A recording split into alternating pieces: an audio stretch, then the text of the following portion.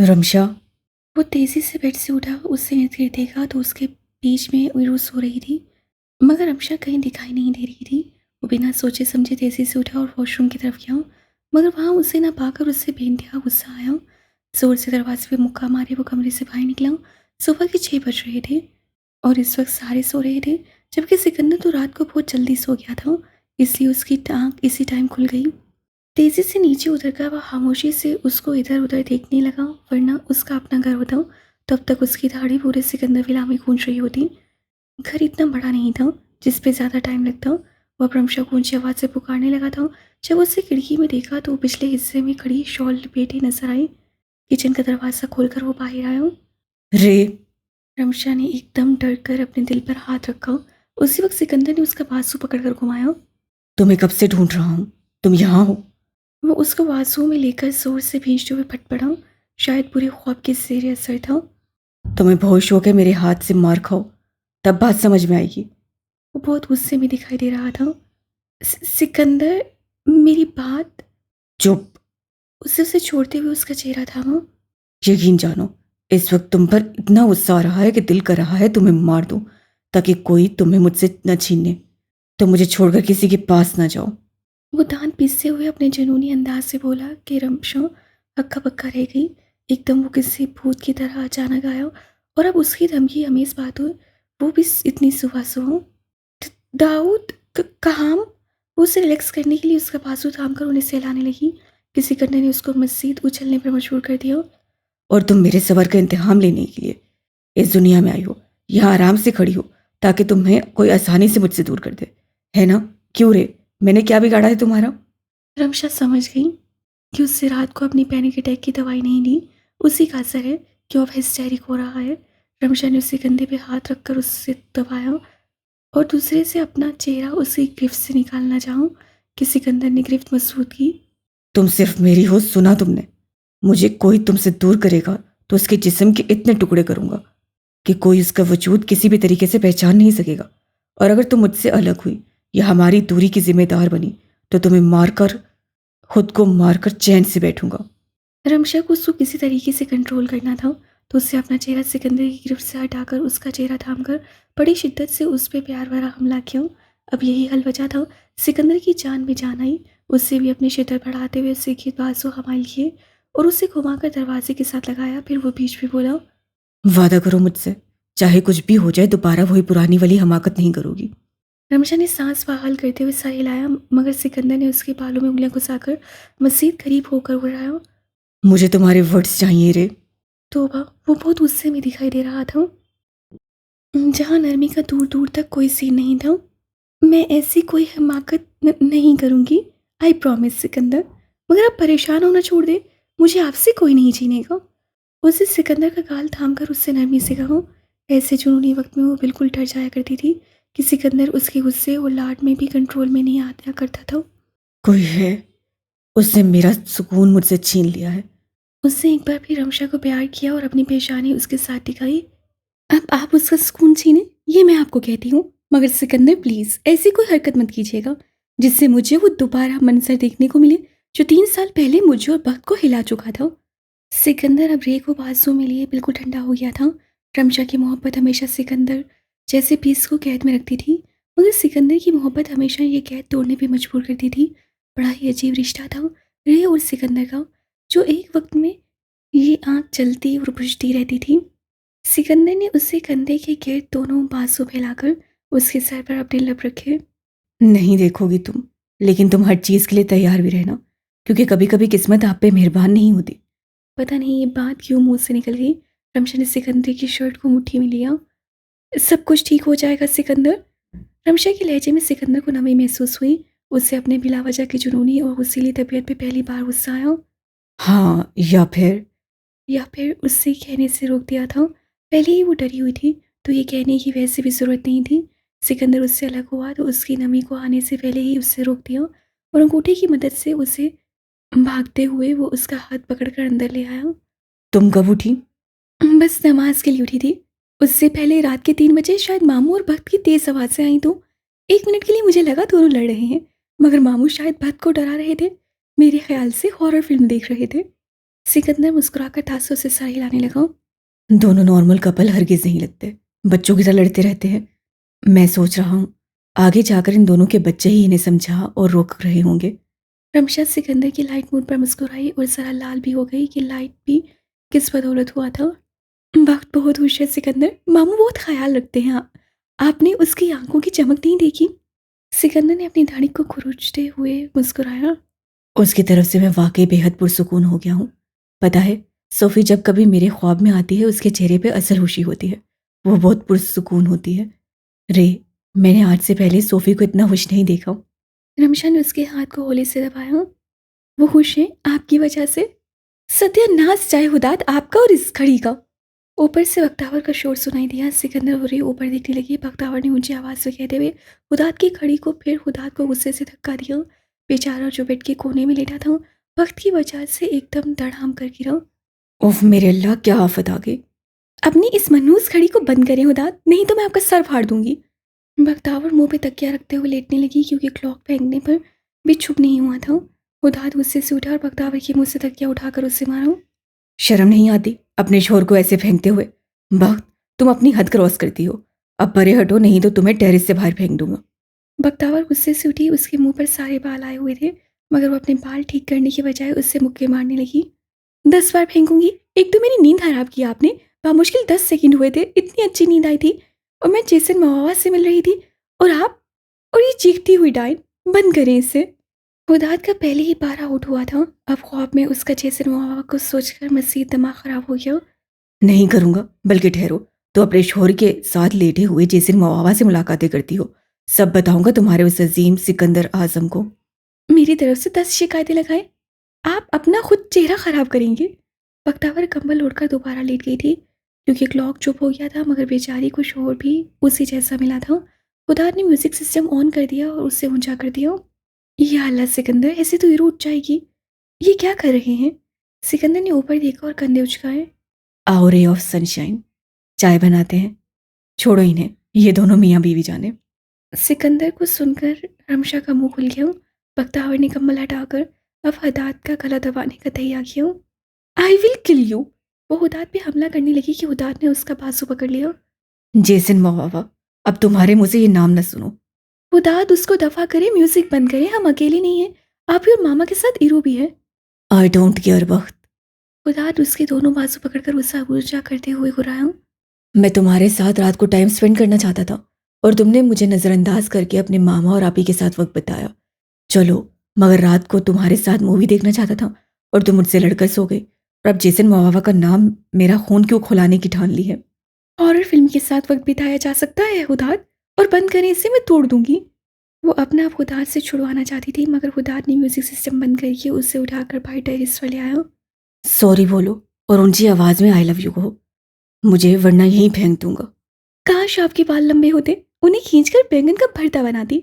मैं मामा को चिल्ला कर बुलाऊंगी हुदात। मगर हुदात मस्जिद झुका तो वक्त उसकी शर्ट दबोची। जो कहा है वो करो। मामा। अब तुमने मामा का नाम लिया तो तुम्हारा इससे भी बुरा हशर करूंगा। हुदात मस्जिद रेलिंग के करीब आया तो वक्त को बोलना पड़ा। अच्छा अच्छा हुदात, आई लव यू, और तुम जैसे मवावा से भी ज्यादा अजीम हो। बख्तावर ने दांत पीसते हुए जल्दी में कहा। क्या कहा? मुझे सुनाई नहीं दिया। और जरा प्यार से बोलना। I love you so much doctor, अब मुझे उतारे, इससे पहले मामा नाजिल हो जाए। हुदात ने उससे उतारा। दोबारा ऐसा किया ना तो पंखे से उल्टा लटकाकर पंखा चला दूंगा डाइन। मैं जब डाइन बन गई ना तो ये बची हुई आंख भी खींचकर निकाल दूंगी। खींचो। हुदात ने झुककर शरारत से कहा। अब वो मुतमईन था। बख्तावर उसके मुंह को परे करते हुए जाने लगी कि हुदात ने उसे रोककर गाल पर प्यार किया। बख्तावर उसके पैर पर अपना पैर रखकर जोर से मारा और बिस्तर की बजाय सीधा बाहर चली गई। हुदात अपने कमरे का अशर देखकर हंसा। अपना टॉवल उठाकर रिफ्रेश होने के लिए वॉशरूम घुस गया। उस वक्त तक वक्त लॉन्ड्री रूम से गीजर बंद कर चुकी थी। अब इंजॉय करना हुदात अजीम, मेरी नींद हराम की है आपने। पुरसुकून होकर वो नीचे पड़ी तो मामा और आपी को देखकर शर्मिंदा हो गई। इराज सिकंदर की गोद में अपने कान पर हाथ रखे बैठी थी और बाप से शोर का कंप्लेन कर रही थी। सिकंदर मुस्कुराकर चाय का सिप लेते हुए बोला। एरो देखो, आ गई तुम्हारी नींद जगाने वाली। डांटे इन्हें। सिकंदर ने इशारा किया। हीरो ने अभी तक कान पर हाथ रखा और अब बख्त को घूरने लगी। बख्त कान पकड़कर कुछ कहने लगी कि हुदात के शोर पे रमशा ने अपने सर पे हाथ मारकर हंसते हुए सिकंदर को देखा। सिकंदर भी हंस पड़ा। वेलकम टू पागलखाना मामा। भक्त भी इरा की तरह कानों में उंगलियां ठूसते हुए बोली, पापा एयर हर्ट मी स्लीप आप ही नाना bed I home bade me go home. Ira Sikandar के सीने पे सर रखे बोली, अभी आप ही की सजा है कि आप इस लाडली को सुलाएगी, जबकि मुझे अभी और इसी वक्त निकलना है। आप कहाँ को निकले? और चलो इरू, आओ आप ही और आपको मिलकर सोते हैं। नहीं, पहले बख्तावर मैडम हुदाद को नाश्ता करवाएगी, उसे काम पर भेजकर फिर सोएगी। मामा की बात सुनकर भक्त का मुंह खुल गया। मामा ये क्या बात कर रहे हैं? मामा आपको पता है अभी हुदात ने। ये तुम दोनों भी अभी का मामला है। बच्चे चलो जल्दी से हुदाद के लिए कुछ बनाओ। रे, बक्स से कुछ छोटा सूटकेस लो और मेरी पैकिंग कर दो, मैं कल तक आ जाऊंगा। मामा आप कहाँ चल दिए? आपकी तबीयत भी ठीक नहीं है। बख्तावर अब सिकंदर से इरा लेने लगी जब इसकी आंखें अब भी बंद हो रही थी। बिल्कुल ठीक है, तुम सबने मेरी बहुत हिम्मत की, मेरा वहां पहुंचना बहुत जरूरी है। चलो डू योर वर्क। सिकंदर उसके सर पे हाथ फेरते हुए ऊपर चल पड़ा। भक्त ने इरो के सर पर अपनी थोड़ी रख दी। सॉरी पिप्पा, मुझे आपका ख्याल करना चाहिए था, मगर देखो कैसी सजा मिली। आप भी, मुझे अपनी पुरानी जिंदगी वापस चाहिए। हम्म, ये जिंदगी तो बेटा आपने खुद चुनी है, मैं तो चली। रमशा भी शरारत से कहते हुए भक्त की साइड से गुजरी। हेलीकॉप्टर से उतरकर वो दो बंदे जो उसके लिए खड़े हुए थे उसे खुशामदीद कहने लगे। उससे उनसे हाथ मिलाया। वो इस वक्त नेवी ब्लू सूट में मलबूस नेवी ब्लू टाई में खतरनाक मगर दिल दिला देने वाली हसीन शय लग रहा था। क्रोशिया अचानक आमद की वजह मुस्तफ़ा था, क्योंकि मुस्तफ़ा को पता चला था कि इस स्पोर्ट्स अरीना में वो लोग मौजूद हैं जिन पे उन दोनों को शक था, बल्कि तकरीबन यकीन भी था। सिकंदर अब इस खौफ से मुकम्मल तौर पे दूर हो जाना चाहता था। जितना जल्द से जल्द हो सके वो इस मसले को ख़त्म करे। सामने ऑस्टिन मार्टिन खड़ी हुई थी। सिकंदर समझ गया ज़रूर वो बैठा होगा। तो बिलीनियर साहब को तौफीक नहीं हुई कि वो उतरकर मेरा इस्तकबाल करते। उससे लंबे से चौड़े बॉडीगार्ड को कहा जो मुस्तफ़ा का बंदा था। उसके पीछे काले सूट में जावेद भी मौजूद था, जबकि एलेक्स रमशा और इरा की हिफाजत के लिए वहाँ मौजूद था। नो, वो इसलिए अंदर हैं क्योंकि जगह जगह जर्नलिस्ट होते हैं, तो कुछ भी खबर फैल सकती है, तो वो आपकी सेफ्टी का ख्याल रख रहे हैं। सिकंदर काबू की बजाय बिल्कुल भाव वाले अंदाज में हंसा, जो वो अक्सर जमाली को चिढ़ाने के लिए किया करता था। सुन रहे हो जावेद मियाँ, बाहर से भी ज्यादा कोई मशहूर हो सकता है। इसके ड्रामे तो चेक करो। इसे को भाई आकर मिले, देखना इसकी मशहूरी डबल कर दूंगा। तमीज तो छूकर नहीं गुजरी तुम्हें काबू, और भूल क्यों जाते हो, 12 साल बड़ा हूं तुमसे। सिकंदर की मुस्कुराहट गहरी हो गई। नीली आंखों और घनी ब्राउन दाढ़ी वाला लंबा कड़ियल चौड़ा आदमी और कोई नहीं मैक्सिमिलियन मार्टिन बल्कि मुस्तफ़ा आसिफ था। अरे, बड़ी खालिस उर्दू बोलते हो तुम तो, कोई देखकर यकीन नहीं करता होगा। वैसे देखकर सदका उतराने का दिल करता है कि तुम जैसा प्ले बॉय पक्का अल्लाह का बंदा बन गया। तुम्हें देखकर पता नहीं क्यों अपना जमाली याद आ गया है। हाय जावेद, मेरी तस्वीर भेजना, बेचारा मुस्कुरा देगा जरा। फजूल और गैर जरूरी बोलने की आदत वैसे गई नहीं तुम में काबू। मुस्तफ़ा मुस्कुराहट दबाते हुए बोला, काबू ना बोलो यार, मुंह से बात सुनना अच्छा लगता है। अब तो भाई मुसलमान हो तो इस्लाम की हैसियत से भाई भाई बने, तो गले मिलने में एतराज तो नहीं है ना? या ये हक अब अपनी वाइफ को दिया है बस। सिकंदर की बात पर मुस्तफ़ा आगे बढ़ा और सिकंदर से बगलगीर हुआ। यार, इस उम्र में तो मैं बड़ा जवान था, तुम तो भाई अभी से बूढ़े लगने लगे हो। बाल भी से सफेद हो रहे हैं। बड़े हो तो लिहाज कर रहा हूं, वरना जानते हो मुझे 1 मिनट में नॉकआउट कर देता हूं। मुस्तफ़ा मुस्कुराया जैसे किसी छोटे बच्चे की बात पे बंदा मुस्कुराता है, मगर उस सिकंदर की बहुत इज्जत करता था। अपने मुकाबिल किसी को समझता था तो उस शख्स को जो कहने में उससे 12 साल छोटा था, मगर अपनी ताकत में वो उसकी उम्र के बराबर ही था। बहुत अरसे बाद मिलकर अच्छा लगा काबू। मुस्तफ़ा ने ग्लासेस पहनते हुए सिकंदर को कहा, कोई अपडेट? हाँ, वहीं पे होगा थोड़ी देर में, सुना है पहुंचने लगा है। तुम ऐसा करो, वो सामने जीप में जाओ, हम दोनों साथ साथ जाएंगे, तो उसे लगेगा हम साथ मिले हैं। क्यों, तुम्हारी ऑस्टिन मार्टिन को मैंने गंदा कर देना था, मिस्टर ओसीडी। वो जानता था मुस्तफ़ा को ओसीडी वाली बीमारी है। मुस्तफ़ा तासुब से सर हिलाते कुछ कहने लगा जब उससे देखा उसका फ़ोन बज रहा था। उससे देखा ऐलान की कॉल थी। फ़ोन कान से लगाते हुए उससे बोला, तुम बेशक इसमें चले जाओ, तुमसे कौन बहस करे। कभी कभार तुम मुझे मेरे बुराक की तरह लगते हो। हेलो ऐलान, या बड़ी। ओके ओके, कोई उसके सामने गाड़ी में फटाफट बैठकर गर्दन से गाड़ी आगे बढ़ा चुका था और मुस्तफ़ा ने मुड़कर देखा तो हंसा। वो वाकई बुराक की तरह था। हुदाद ने फाइल बंद की और सोहा को देखा जो सर झुकाए अपने आंसू तेजी से साफ कर रही थी। हुदाद बिल्कुल संजीदगी से उसे देखने के बाद टिश्यू पेपर आगे करके बोला, जोहा रोना बंद करे, कोई बात नहीं, ये फाइनल एग्जाम्स नहीं थे। मगर वो चुप ही नहीं हो रही थी। हुदाद को लगा एग्जाम से ज़्यादा उसे किसी और चीज़ का दुख खाया जा रहा था और वो जानना चाह रहा था और आज उससे जानने का फैसला किया था। एक तो दरवाज़ा खुला है जोहा, कोई भी गुजरेगा या अंदर आएगा तो उस पर बुरा असर पड़ेगा। या आप रोना बंद करें या मैं उठकर दरवाज़ा बंद कर दूँ। जैसे ही दरवाज़ा बंद करने की बात हुदाद ने की, सोहा ने तेज़ी से अपना सर नफ़ी में हिलाया और टिश्यू निकालकर खुद को संभालते हुए बोली, आई एम सॉरी सर, मगर मुझसे अब नहीं हो पाएगा। मैं अब नहीं पढ़ना चाहती सर। हुदाद ने अपनी आंखें घुमाई। एक स्टूपिड से पेपर की वजह से पूरी जिंदगी का फैसला करने में तुमने एक लम्हा भी नहीं लगाया। आजकल बाहर भी नहीं निकलती, फ्रेश हवा खाने की सख्त ज़रूरत है। देखो जोहा, मैं ये मसला तुम्हारे साथ हैंडल करना चाहता हूँ, वो भी तुम्हारे पेरेंट्स के दखल दिए बगैर, क्योंकि मैं बच्चों पर प्रेशर डालना बिल्कुल कबूल नहीं करता, खासकर पढ़ाई के मामले में। बिल्कुल भी नहीं। अगर तुम्हारा ज़रा भी इंटरेस्ट ना होता तो मैं सीधा कह देता कि छोड़ दो, मगर तुम बहुत ब्राइट स्टूडेंट हो। तुम्हें कोई चीज़ परेशान बल्कि ट्रिगर कर रही है, जिसकी वजह से तुम फोकस नहीं कर पा रही। गैप लेना चाहती हो तो मैं प्रिंसिपल से डिस्कशन करता हूँ। जिस्मानी सेहत के साथ जहनी सेहत का ख्याल रखना ज़रूरी है। जोहा, समझ आ रही है ना मेरी बात? सोहा को हुदाद की बात सुनकर जरा सी धाड़ सुलती थी और उसको हुदाद में पता नहीं एक बड़े भाई वाला रूप नजर आता था। वो कि उसका अपना कोई भाई नहीं था, मगर वो जानती थी कि अगर होता तो हुदाद जैसा ज़रूर होता। लेकिन कुछ था जिससे वो मुतमईन नहीं हो रही थी, बल्कि उसकी बेचैनी हद से बढ़ रही थी। हुदाद ने उसके हाथों की हरकत पे गौर किया, फिर नसें हटाकर बोला, दिन में कितना पानी पीती हो तुम? जोहा ने हैरानगी से अपना सर उठाया और फिर तेजी से झुका भी लिया। एनाटॉमिकल पोजीशन के बारे में नहीं पूछा जोहा, बताओ कितने गिलास पानी पीती हो? उससे अपनी दाढ़ी पर हाथ फेरते हुए टाइम देखा। उससे वक्त को भी पिक करना था और रमशा के पास भी जाना था, क्योंकि ज़रा सी देर की तो सिकंदर ने जान से मार देना था। लेकिन उस बच्चे के साथ भी डील करना ज़रूरी था जिसको सख्त मदद की ज़रूरत थी। पता नहीं सर, उससे अपने खुश्क होंठों पे जुबान फेरते हुए कहा। हम्म, सोती कितने बजे हो बच्चे? उससे आखिर में बच्चे पे हाथ जोड़ दिया ताकि वो कोई गलत मतलब ना ले ले। जो आजकल वो उसके अंदर इसमें नोट कर रहा था वो ये था कि वो हर मर्द से बिकती थी और उसकी आंखों में अजीब खौफ होता था। अभी भी जितनी हिम्मत करके यहाँ बैठी थी वही जानती थी। सर, मैं जाऊँ?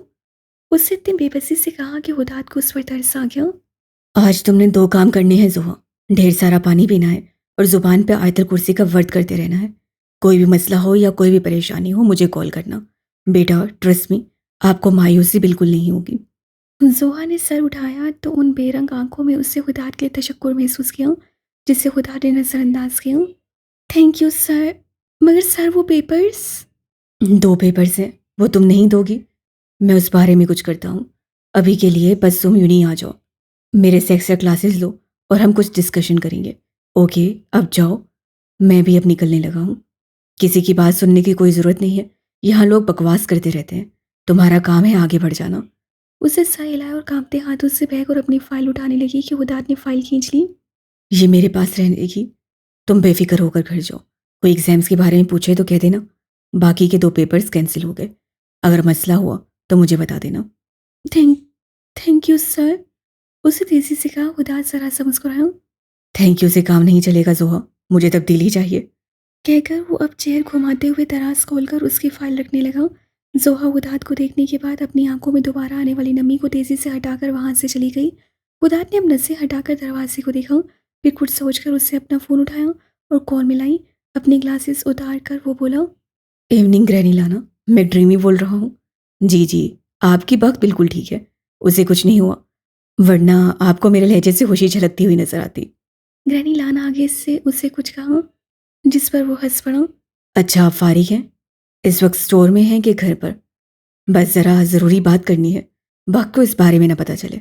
जी जी, हैरियत है, मैं आता हूँ। आपके पास वैसे भी मेरी भांजी आई है तो कुछ खाने की चीज़ें भी लेनी है। Okay, good bye. चलो हुदाद अजीम, अब कुछ ना कुछ तो करना ही है। हाय वक्त, इसे किस जहां से उठा कर ले आई हो?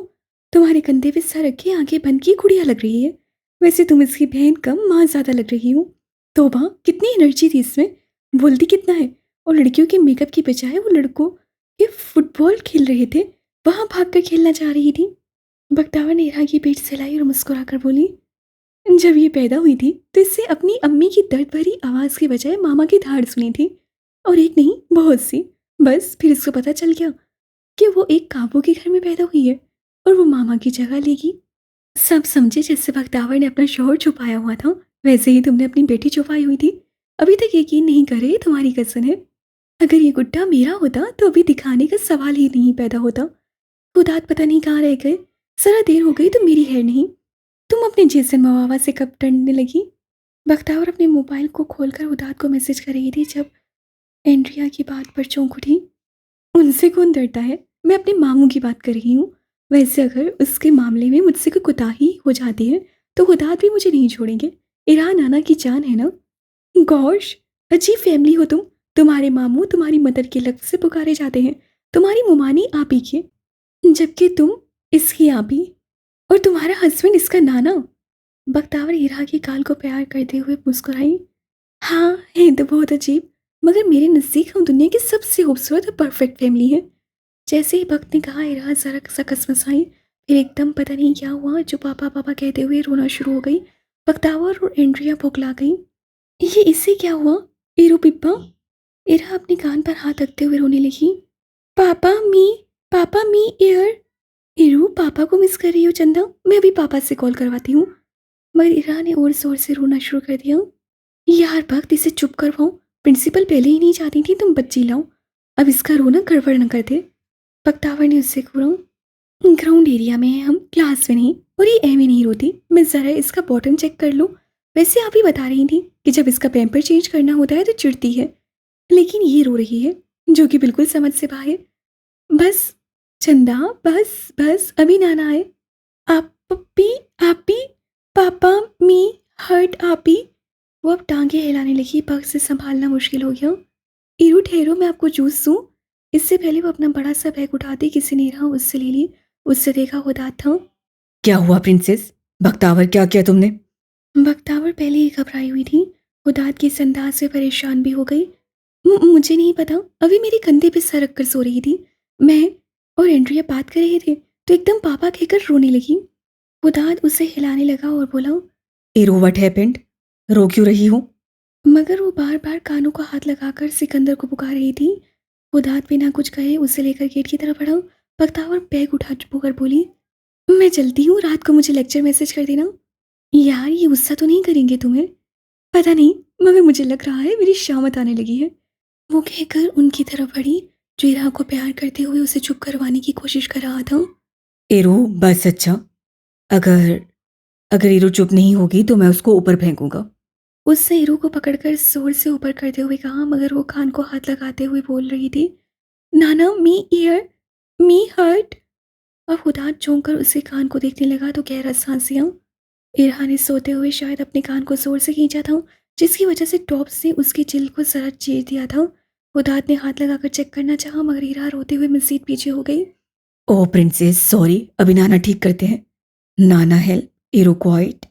वो इरू के गाल पर जोरदार बोसा देते हुए खाड़ी की तरफ आया। खुदात, क्या हुआ? इरहा क्यों रो रही है?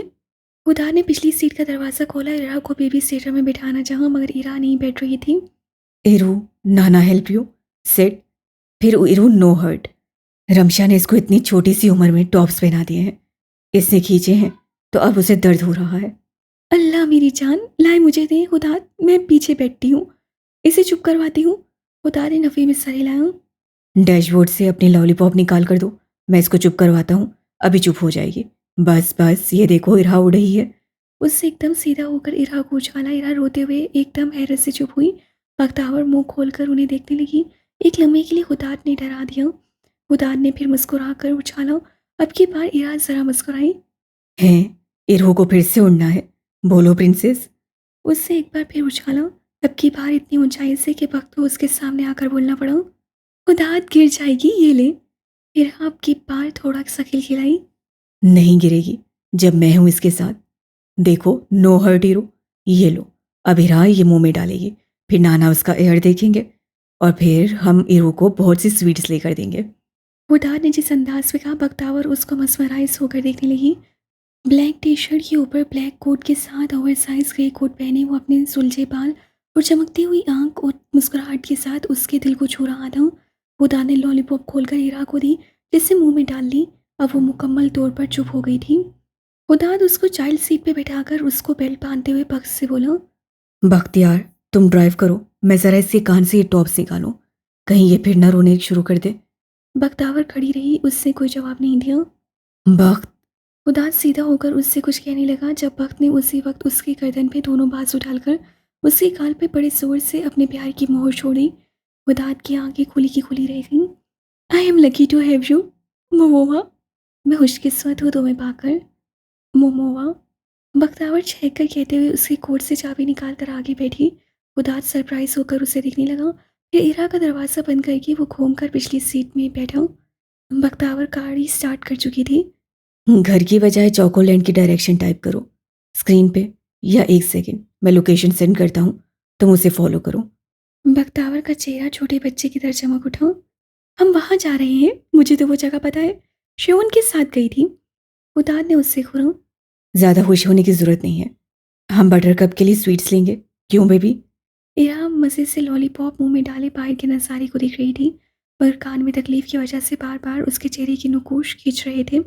खुदाद ने उंगली के पोरों से उसके कान को छुआ तो इरा उसको घूर कर देखने लगी। यार मॉर्निंग स्टार, ये मुझे बिल्कुल सिकंदर की तरह घूर रही है। एक मिनट के लिए तो मैं घबरा गया।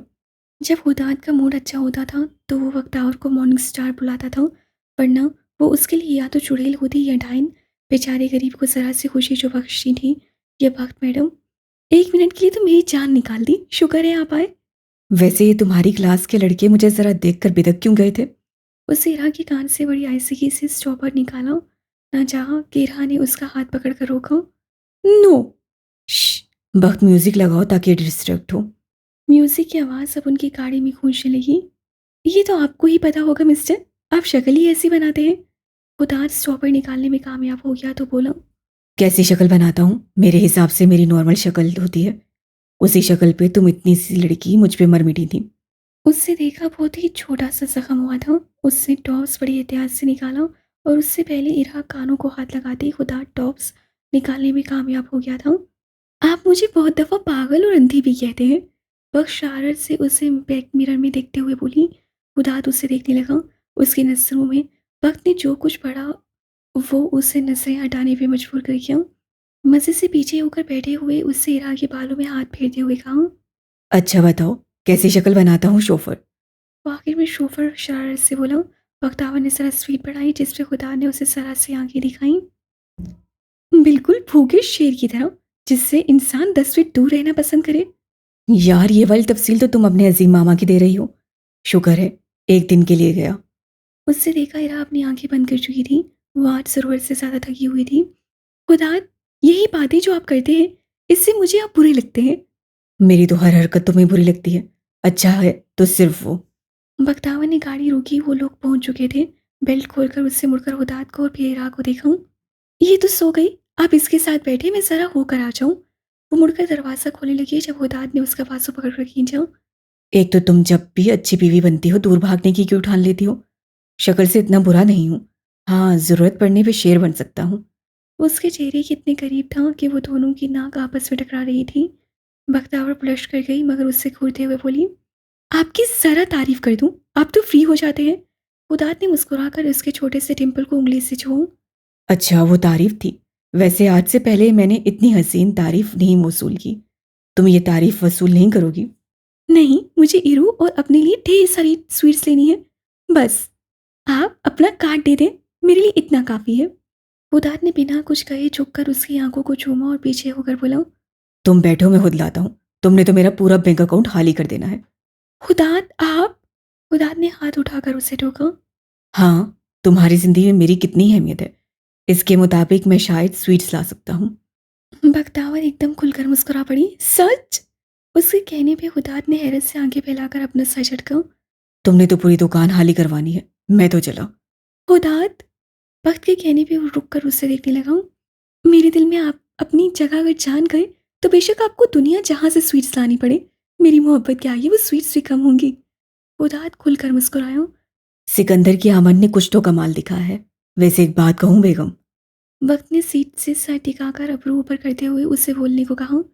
खुदा अजीम is lucky to have you. Bakhtawar हंसकर अपना चेहरा शर्म से घुमा चुकी थी।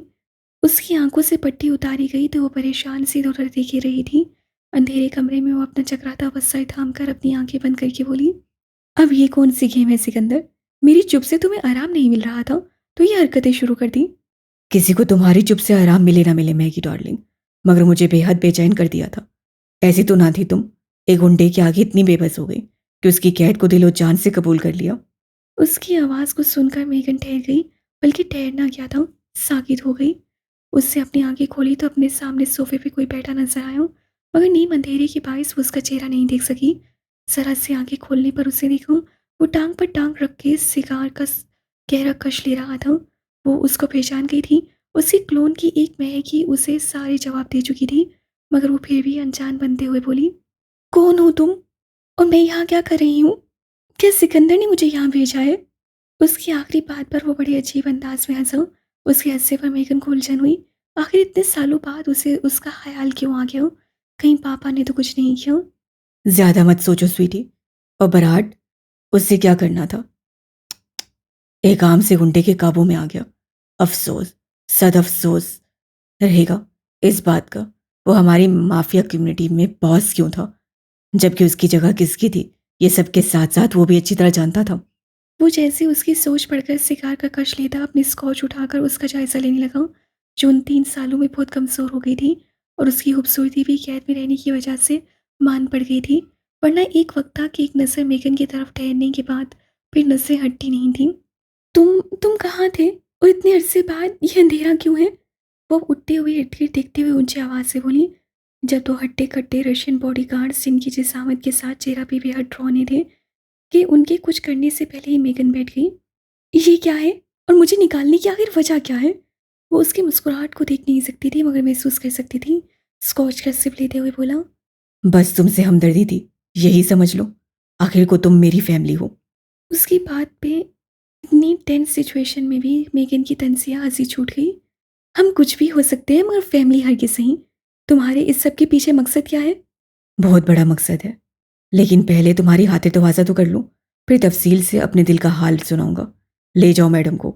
उसके कहने पर एक मेड सामने आई और उससे मेगन को वेलकम करते हुए दाईं जानिब की तरफ चलने का इशारा किया। मेगन उससे कुछ कहना चाहती थी, मगर वो अपने लूज टेम्पर के लिए मशहूर था और अभी उसके मुंह लगने का उसे कोई शौक नहीं था। उसे अपनी बेटी का भी पता करना था। अब तो वो 6 साल की हो गई होगी, स्कूल भी जाती होगी, पता नहीं अपने बाप के पास होगी या नहीं। सोचकर उसकी आंखों में नमी और सिकंदर के लिए नफरत मजीद बढ़ जाती। वो चलकर कमरे से बाहर निकलने लगी जब एक बड़ी सी पोस्टर साइज फोटो में मौजूद सीरू ने उसके कदमों को जकड़ लिया और उसका मुंह खुला का खुला रह गया। तस्वीर को देखने के बाद उससे मुड़कर उसे देखा, जिसका चेहरा अभी तक अंधेरे में था। उससे एकदम वहशत भरी नसों से उस तस्वीर को देखा। जिंदगी है मेरी, ज्यादा मत देखो, नजर लग जाएगी। अब तो पता नहीं कहाँ गायब हो गई है, मगर मैं इसे ढूंढ के रहूंगा और उसे छुपाने वाले को भी सही मुंह के बल गिराऊंगा। पूरी दुनिया की लड़कियों को छोड़कर उसी को उसकी ज़िंदगी होना था, जबकि वो किसी और की जान थी। हे खुदा, वो ये क्या देख रही थी? उसे लगा वो गिरकर बेहोश हो जाएगी और वो वाकई गिरकर बेहोश हो चुकी थी। सिकंदर अंदर दाखिल हुआ और जावेद उसके पीछे खड़ा इर्द गिर्द देख रहा था। सिकंदर जेबों में हाथ डाले नाक की सेध में चलता किसी रियासत का शहजादा, बल्कि अंडरवर्ल्ड का किंग मालूम हो रहा था। वो लोगों का जायजा नहीं लिया करता था, बल्कि ये काम दूसरे करते थे उसके लिए। बहुत से लोग जो उसे जानते थे उनकी आंखें हैरत से फैल गई थी। वो आखिर यहाँ क्या कर रहा था? और जो उसे नहीं जानते थे वो उसे सताइश और कुछ हसरत भरी नजरों से देखने लगे।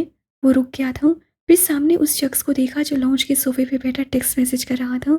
उसके बाद उससे सिगार मुंह में डाला और उसके साइड पे खड़ा उस आका आदमी जो सिकंदर पे गौर किए बगैर झुककर लाइटर से सिगार जलाने लगे थे कि एकदम किसी के हाथ ने उसके मुंह से सिगार निकाला। विल का एकदम झटके से किसी की ऐसी गुस्साही पर सर उठा कि ऐसी जरूरत आखिर किससे की? मगर वो एक ही था जो ऐसी हिम्मत रखता था। अपनी शान बान से खड़ा वो नीवे ब्लू सूट में मलबूस दिलशकन अंदाज से मुस्कुराता, और कोई नहीं, काबूस सिकंदर हदीद था।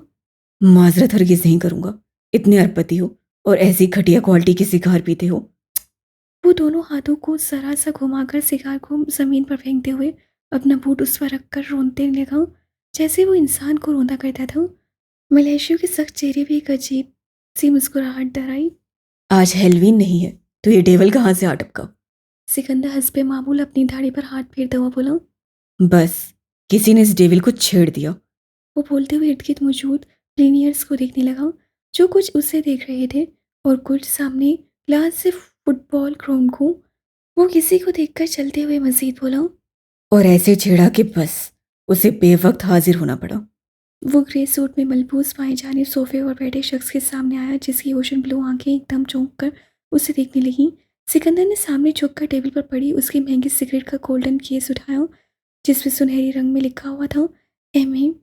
असल में वो डेविल खून का प्यासा है, और इतना प्यासा है कि वो एक खून की बूंद भी उसके जिस्म में नहीं देख सकता। मलेशियो उसने केस खोला और सिगरेट निकालकर अपने लबों पे रखा। उसकी शख्सियत ऐसी थी कि सामने बैठा और टेम्पर ब्लीनियर भी उससे कुछ ना बोल सका। शुक्रिया नहीं कहूँगा मिस्टर मुस्तफ़ा आसिफ। उसे सिगरेट अपने लाइटर से चलाते हुए केस उसकी तरफ उछाला, जिसे मुस्तफ़ा आसिफ ने एक ही हाथ से कैच किया। मुस्तफ़ा ने अपनी मुस्कुराहट को रोककर उसे सर्द नजरों से देखा। कोई बात नहीं, कभी कभी भिखारियों पे मैं मेहरबान हो जाता हूँ। सिकंदर ने उसे आंखें दिखाई, मगर वो मुस्तफ़ा की कमाल एक्टिंग पे दांत दिए बगैर न रह सका। इसमें कोई शक नहीं था कि मुस्तफ़ा का चार्म हर शय पे भारी पड़ जाता था। अब वो 50 के करीब था, मगर उससे अपना इतना ख्याल रखा था कि वो सिकंदर के बराबर ही लगता था। तो तुम कह रहे हो किसी ने डेविल को छेड़ दिया? यानी कि तुम, और ये गुस्ताखी कौन कर सकता है? मैं ज़रूर जानना चाहूँगा। सिकंदर ने सिगार पे अपनी गिरफ्त मजबूत कर दी, वरना दिल तो कर रहा था 1 मिनट में ही उसका काम तमाम कर दे, मगर कंफर्म भी तो नहीं था कि यही वो शख्स है जो उसके और रे के पीछे पड़ा है।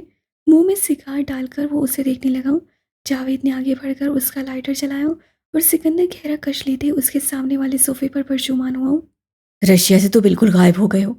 आखिरी बार शायद तुम्हारा किसी खास शख्सियत के इलाज के लिए चक्कर लगा था, है ना? उससे बड़े आम से अंदाज में कहा था, मगर सिकंदर ये उसके खास शख्सियत पे दिल किया कि दुनिया तहस सहस करके रख दे। मगर कुछ लोगों की गलत फहमी है कि मैं रशिया में ना होकर कमज़ोर हो गया हूँ। डरपोक या बुज़दिल वो हैं जिनकी ऐसी सोच है, तो मुझे उन पे हंसी आती है। मैं कुछ भी हो सकता हूँ मगर कमज़ोर हरगिज़ नहीं।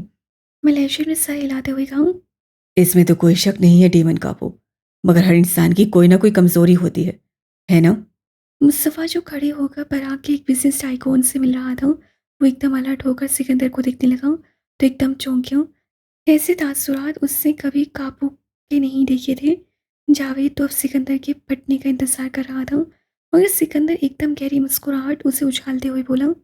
बिल्कुल, जैसे तुम्हारी भी कमज़ोरी होगी, है ना? लेकिन ये हम क्या बात कर रहे हैं? मैं ये तो डिस्कस करने आया ही नहीं। मैं तो यहाँ अपने जैसों के साथ मिलकर अच्छा टाइम स्पेंड करने आया हूँ। यहाँ देखने आया हूँ कि किसकी टीम जीतती है और किसकी टीम हारती है।